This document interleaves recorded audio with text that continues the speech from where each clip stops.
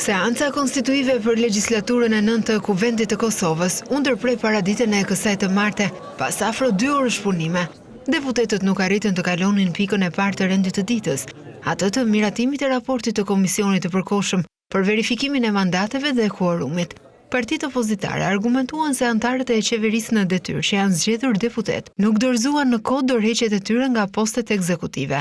Pas kësaj, kreu i lëvizjes vetëvendosje Albin Kurti dha dorëheqjen nga posti i kryeministrit. Edhe anëtarët e tjerë të qeverisë që janë zgjedhur deputet dorëzuan dorëheqjen. Përmes një postimi në rrjetin social Facebook, Kurti sqaroi opinionin publik në lidhje me dështimin e seancës. Deputetët e opozitës PDK, LDK, Lista Serbe dhe AAK sot votuan kundër raportit të Komisionit për verifikimin e mandateve dhe një votim krejt formal dhe teknik që bazohet në dokumentacionin e KQZ-s. Ata u rebeluan kundër betimit të deputetëve dhe konstituimit të legjislaturës së 9. Ky është sulm brenda institucional kundër Republikës së Kosovës dhe zgjedhjeve demokratike. Kjo është situatë e paparë në shtetin tonë e shumë më gjerë, ne qeverisim bare mirë, këta lanë na me bëjnë lajm të keq për shtetin tonë, se janë kundër qeverisë e Republikës dihet, por se janë edhe kundër vetvetes.